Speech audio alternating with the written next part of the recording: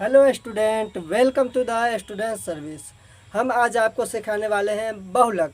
बहुलक जानते हैं क्या होता है?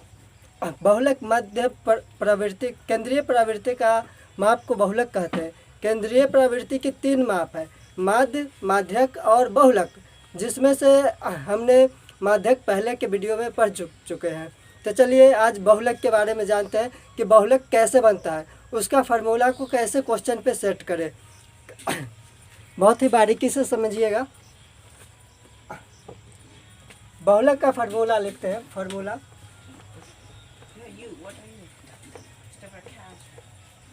MO बराबर होता है, MO से मोड होता है, MO से मोड होता है। इंग्लिश में बहुलक का इंग्लिश मोड होता है।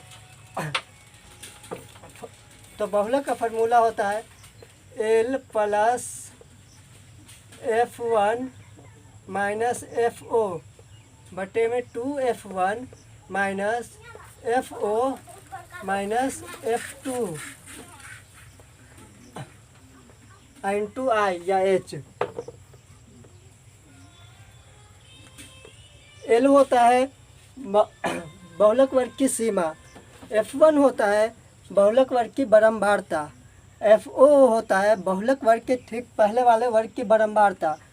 2F1 FO बहुलक वर्ग की बारंबारता में 2 से गुना करेंगे, FO उससे पहले वाली बारंबारता को लिखेंगे, F2 में उससे बाद वाली बारंबारता को लिखेंगे और उसमें गुना करते हैं बहुलक वर्ग के सामान्य ऊंचाई लंबाई जो भी हो दूरी से। तो चलिए हम देखते हैं कि आखिर इन सभी फार्मूला में F1 FO का मतलब होता क्या है। तो शुरू करते हैं। L1 से होता है बहुलक वर्ग की निम्न सीमा। L1 होता है बहुलक वर्ग की निम्न सीमा।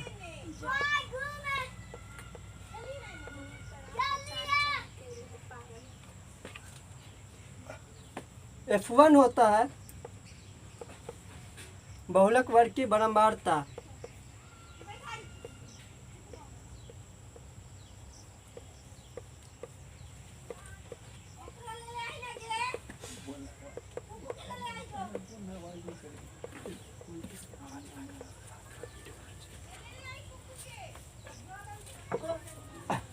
FO होता है बहुलक वर्ग से ठीक पहले वाले वर्ग की बारंबारता। इसको हम F0 भी कह सकते हैं, 0 ही मान के चलिए, ज़्यादा अच्छा रहेगा। बहुलक वर्ग की पहले वाले वर्ग की बारंबारता।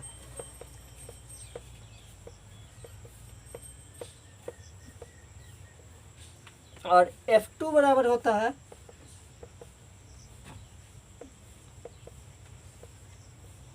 बहुलक वर्ग की ठीक बाद वाले वर्ग की बारंबारता।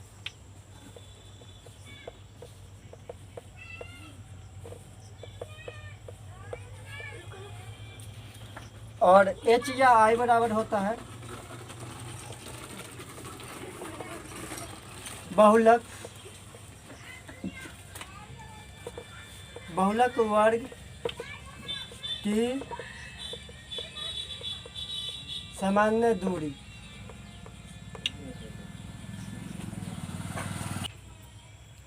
तो स्टूडेंट, जैसा है कि हमने बताया, ये हमारा बहुलक का फार्मूला है और किसका मतलब क्या होता है ये हम लिख दिए हैं। आप लोग नोट डाउन कर सकते हैं कापी में। देखिए, L का मतलब क्या होता है? बहुलक वर्ग की निम्न सीमा। हम इस फार्मूला पे क्वेश्चन बनाकर आपको बताएंगे अभी। F1 बराबर क्या होता है? बहुलक वर्ग की बारंबारता। FO बराबर क्या होता है? FO नहीं, F0 मानिए। अगर हम 1 2 लिखते हैं तो 0 से शुरू करते हैं, 0 1 2 3 ऐसे लिखते हैं। तो इसमें क्या होता है? सबसे पहले हमारा क्या आता है? 0 आता है ना। तो जीरो के मतलब होता है बहुलक वर्ग के ठीक पहले वाले वर्ग की बारंबारता। एक को बहुलक वर्ग मानेंगे, इसको बहुलक वर्ग मानते हैं। इससे ऊपर मतलब F0 जीरो के जगह पे आता है, ये क्या हुआ, वर्ग से पहले हो गया।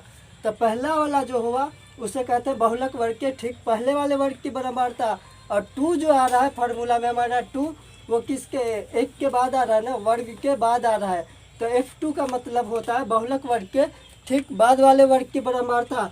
तो चलिए आगे चलते हैं क्वेश्चन पे, इसको हम मिटा देते हैं। तो हमने एक क्वेश्चन ले लिया है बहुलक से, ये रहा क्वेश्चन, और हम इसको अब इस क्वेश्चन को इस फार्मूला पे बना के आप लोगों को दिखाने वाले हैं कि आखिर ये कैसे फार्मूला पे बैठाया जाता है, कैसे बनता है। तो चलिए इसको हम बनाते हैं। किताब को अब हम रख दें। NCERT बुक है, बिहार बोर्ड का, हिंदी मीडियम, आप अपने बुक में भी देख सकते हैं। तो चलिए फार्मूला पे बैठाते हैं। फार्मूला में देखिए मोड बहुलक का फार्मूला में क्या क्या आता है, L plus F1 minus F0 बटा में 2F1 minus F0 minus F2, गुणा में I या H में से कोई एक चीज़ लिखिए आप, I या H में से कोई एक चीज़ लिखना है। L बराबर क्या होता है, बहुलक वर्ग की बहुलक वर्ग की निम्न सीमा कहाँ से आएगी इसमें, तो सीमा यहाँ से आएगी वर्ग अंतराल में से। ये जो 5 से 15, 15 से 25 क्वेश्चन में हमको पहले से दिया हुआ है, इसमें ये जो छोटा वाला अंक है वो निम्न सीमा होता है, और ये बड़ा वाला जो है वो उच्च सीमा होता है। तो हमको L1 लेना होता है, L1 ये होता है, ये L2 होता है। तो L1 बराबर निम्न सीमा होता है।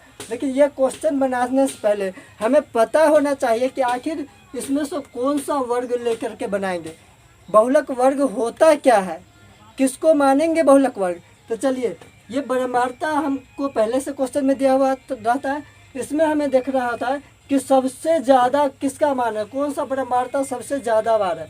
तो इसमें कौन सा है, 23। सबसे बड़ा बारंबारता कौन है, 23। मतलब हमारा बहुलक वर्ग कौन सा होगा, ये वाला 35 से 45। 35 से 45 क्या होगा, बहुलक वर्ग कैसे मानते हैं, सबसे अधिक बारंबारता वाला वर्ग को बहुलक वर्ग कहते हैं। तो 23 हमारा सबसे ज़्यादा बारंबारता है। आप देख लीजिए ऊपर से 6, 11, 21, 23, 14, 5, सबसे बड़ा कौन है, 23 है। तो ये हो गया हमारा बहुलक वर्ग। तो बहुलक वर्ग जो होता है, बहुलक वर्ग F1 कहलाता है। बहुलक वर्ग की बारंबारता को क्या कहते हैं, F1। बहुलक वर्ग की बारंबारता क्यों F1 कहते हैं। F कौन सा होता है, बहुलक वर्ग के ठीक पहले वाले वर्ग की बारंबारता। तो बहुलक वर्ग कौन सा है, 23 वाला है ना। 23 से पहले वाला वर्ग कौन है, 25 से 35 वाला वर्ग है। इसकी बारंबारता कितना है, 21 है। तो ये हो जाएगा हमारा FO या F0 भी इसको कह सकते हैं। चलिए इससे आगे चलते हैं। F1 F0 से शुरू करेंगे, 0 से शुरू करते हैं, उसके बाद 1, उसके बाद 2, F2 मतलब बहुलक वर्ग के ठीक बाद वाले वर्ग की बारंबारता। तो ये बहुलक वर्ग है, इसके बाद कौन सा वर्ग है, 45 से 55, इसकी बारंबारता कितना है, 14। तो इसको लेंगे, तो इसे हम फार्मूला पे बैठाते हैं।